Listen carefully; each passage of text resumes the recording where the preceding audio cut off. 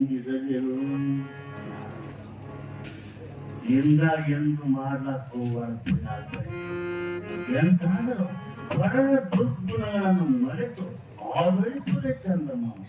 ಇನ್ನೊಬ್ಬ ದುರ್ಗುಣಗಳನ್ನು ಮರೆತು ಅವನಲ್ಲಿರ್ತಕ್ಕಂಥ ಒಂದರ ಇರತಕ್ಕ ಒಳ್ಳೆ ಗುಣ, ಆ ಗುಣವನ್ನು ತಗೊಂಡು ಪರ್ವತಕಾರವಾಗಿ ಮಾಡಿ ಹೊಗಳಬೇಕು.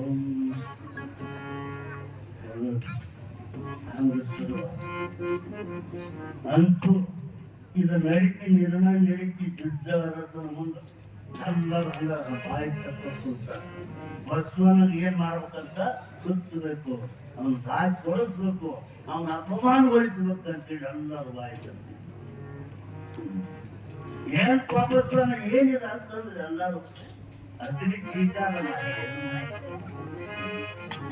ಏನ್ ಬಸವನ ಅವನ ಕೇಳ ನಾವು